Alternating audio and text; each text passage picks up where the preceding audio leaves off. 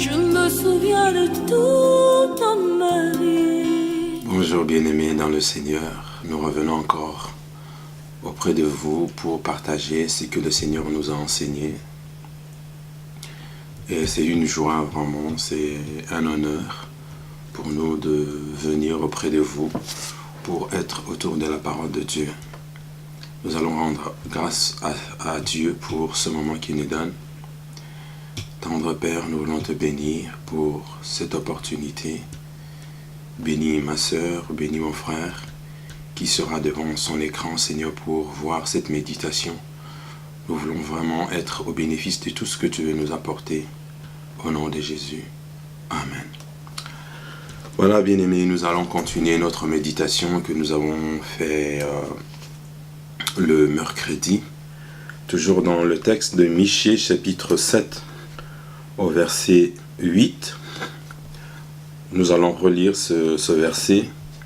« Ne te réjouis pas à mon sujet, mon ennemi, car si je suis tombé, je me relèverai. Si je suis assise dans les ténèbres, l'Éternel sera ma lumière. » Voilà, donc nous étions en train de parler sur les échecs et nous avons vu la dernière fois que les échecs touchaient à notre respectabilité, à notre honneur, à notre réputation. Et aujourd'hui, en fait, nous allons voir l'échec sous le regard, sous la perception de Dieu. Comment Dieu voit un échec lorsque il survient dans notre vie. Bien aimé, vous allez voir que dans l'histoire de la Bible, le Seigneur a cherché souvent des gens dans une pépinière qu'on appelle l'échec. Et aujourd'hui, nous allons partager la vie de quelqu'un dans l'Ancien Testament et nous allons voir aussi quelqu'un dans le Nouveau Testament. Parce que c'est quelque chose que nous ne pouvons pas éviter forcément. Au-delà de tous les efforts que nous pouvons déployer, nous allons être confrontés à l'échec. Alors nous allons voir le premier personnage, c'est Moïse. Moïse, il était prince dans la maison de Pharaon. Et un jour, il a fait quelque chose. Il a voulu intervenir en faveur d'un de ses compatriotes qui était en situation d'esclavage. Et dans son intervention, il est allé au-delà. Et il a donné la mort à un Égyptien. Et lorsque cette chose-là est parvenue aux oreilles des autres Israélites, lorsque cette chose-là est arrivée, écoutez ce qu'un Israélite va dire à Moïse. Est-ce que tu veux me tuer comme tu as tué l'autre Égyptien qui t'a établi comme chef, comme juge au milieu de nous? Et Moïse était parti, il sentait cette vocation au-dedans de lui de secourir son peuple, de venir en aide parce que lui-même il savait qu'il était juif. Et cette chose-là lui valut des reproches, des réprimandes contre, de ses compatriotes à son égard. Et dans sa peur, il a fui. Il est parti dans le pays des Madians. Et ça, ce fut un échec cuisant pour Moïse. C'était quelque chose de dramatique pour Moïse. Il est parti, et donc, il est parti en quelqu'un qui a échoué, qui vient d'échouer. Et dans ce pays-là, le Seigneur va se manifester et va faire de cet homme, Moïse, un libérateur, ce qu'il voulait faire quand il était en Égypte, en donnant la mort à un Égyptien. Ce qu'il voulait faire, Dieu l'a fait faire dans un autre pays. Il l'a établi. Et quand Moïse est venu, il est devenu ce libérateur et cette autorité incontestée, respectée en Israël et respectée dans le monde. Aujourd'hui, si nous pouvons parler de Moïse, nous ne parlerons pas simplement de cet échec-là qu'il a connu, mais Dieu est parti le chercher dans cet échec, bien-aimé. Il est devenu un gardien de chèvres dans le pays de Madian. Il est devenu quelqu'un qui était méprisé. il a perdu sa posture de prince, il est devenu un gardien de bêtes, et c'est là, dans cet échec bien-aimé, que Dieu est parti le chercher. Il avait échoué, mais il n'était pas devenu un échec. Je voudrais vraiment que tu puisses comprendre que c'est quelque chose de très important de savoir que l'échec peut arriver dans notre vie, mais Dieu est capable d'aller chercher cette personne qui est dans l'échec et la ramener vers sa destinée et vivre une réelle bénédiction avec le Seigneur. Voilà, je vais prendre un deuxième personnage dans le Nouveau Testament. Je voudrais parler de l'apôtre Pierre. Pierre, bien-aimé, avant même qu'il ne nie le Seigneur par 3 fois,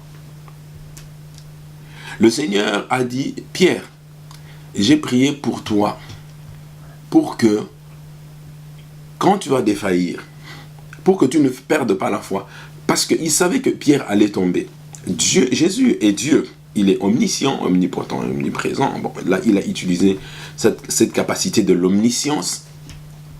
Il savait que il allait arriver quelque chose dans la vie de Pierre. Et il savait aussi quelle mission il allait confier à Pierre. Il a dit, j'ai prié pour toi, pour que ta foi ne défaille pas. Mais quand tu seras revenu à moi, quand tu te repentiras de ta chute, fortifie tes frères. Et qu'est-ce qui est arrivé? Il est arrivé que, devant une simple femme, on pose la question à Pierre. Toi, tu es de ceux-là, parce que ta façon de faire, ça ressemble à Jésus. Ta façon d'être, ça ressemble à Jésus. Pierre a nié. Il a dit, je ne connais pas. Et cette femme, il dit, mais qu'est-ce que tu racontes? Je ne connais pas cet homme. Et le Seigneur avait donné un signal à Pierre. Il lui a dit, avant que le coq ne chante 3 fois, tu me renieras 3 fois. Que tu ne me connais pas, que tu ne m'as jamais vu. Et le coq a rappelé à Pierre son échec. Bien aimé, il y a des coqs qui chantent, il y a des voix qui se lèvent pour te rappeler ton échec. Ils disent, voilà, tes affaires ont échoué. Voilà, ton mariage a échoué. Voilà, tes investissements ont échoué. Voilà ce que tu as entrepris dans tel autre domaine. Tu as échoué. Et le coq, qu'est-ce qu'il a rappelé à Pierre? Le coq a rappelé à Pierre, voilà, tu es un infidèle. Celui que tu prétendais suivre. Pierre a dit même que, même si tout le monde te reniait, moi je ne te renierai pas. Et donc le coq est venu rappeler à Pierre, voilà, tu es un infidèle. Tu n'aimes pas suffisamment Jésus que tu prétends défendre. Et Pierre, j'imagine la douleur de Pierre. Je ne pense pas que ce jour-là, Pierre a dormi. Parce qu'il s'est rendu compte, non seulement qu'il venait de nier le Seigneur devant une femme, et là, il a ce remords au-dedans de lui d'avoir trahi le Seigneur dans cette fidélité-là. Et le Seigneur ne le rejette pas, bien-aimé. Parce qu'après, le Seigneur va lui poser la question plus tard. Pierre, est-ce que tu m'aimes? Pierre dit oui, je t'aime, Seigneur. Il lui repose encore la question. Pierre, est-ce que tu m'aimes? Pierre dit oui, je t'aime, Seigneur. Pierre, la 3e fois, est-ce que tu m'aimes? Comment tu vas réagir, bien-aimé, si le Seigneur te pose cette question? Pierre va penser que le Seigneur est en train de le culpabiliser. Pierre va être malade au-dedans de lui. Mais il va utiliser quelque chose par la grâce du Seigneur. Il va utiliser l'omniscience du Seigneur. Il va lui dire, Seigneur, tu sais toutes choses que je t'aime. Alors le Seigneur va lui dire, paie mes brebis. Paie mes brebis. Parce que, en fait, en cela, le Seigneur ne cherchait pas à condamner Pierre. Mais le même Pierre qui avait renié le Seigneur par 3 fois, le Seigneur voulait lui donner une occasion de proclamer encore publiquement autant qu'il avait renié par 3 fois. Le Seigneur lui a donné encore de témoigner publiquement sa fidélité et son amour. Regardez quelle est la grâce du Seigneur bien-aimé. De l'échec de Pierre, le Seigneur lui donne la capacité, l'opportunité de proclamer à la face du monde que je t'aime, Seigneur, que je suis prêt à nouveau à te suivre. Je l'avais dit, j'ai échoué. Mais il n'est pas resté dans cet échec-là. Le Seigneur lui montre que, écoute Pierre, tu as échoué quand tu avais dit que tu me suivrais. Mais maintenant, dis-le publiquement que tu m'aimes. Et le Seigneur a honoré encore Pierre. Bien-aimé, le Seigneur veut te tendre la main. Le Seigneur est capable de te prendre là où tu as échoué et de te donner d'être encore quelqu'un qui est considéré, quelqu'un qui est encore utile dans sa main. Ne reste pas dans l'échec, ne vis pas dans l'échec parce que, comme nous l'avons dit, tu n'es pas un échec. L'échec ne fait pas de toi un échec. Ceux qui ont échoué, nous prendrons beaucoup d'exemples. Nous allons citer beaucoup d'exemples, mais les exemples, ça sera peut-être, ça va nous rappeler juste le passé. Mais le Seigneur veut faire de toi un modèle. De là où tu as échoué, le Seigneur te prendra et fera de toi un exemple pour que d'autres puissent suivre ton modèle. Parce que autant Pierre a échoué par 3 fois, le Seigneur lui donne la possibilité de proclamer par 3 fois son amour.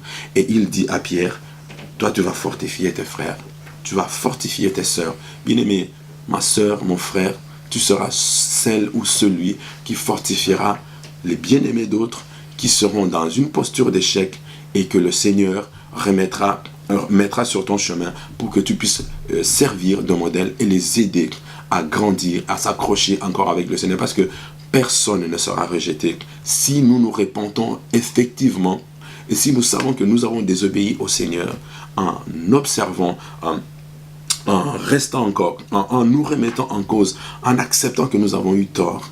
Le Seigneur va nous prendre et nous serons utiles dans son travail et dans la vie de tous les jours. Que le Seigneur te bénisse, que le Seigneur nous bénisse.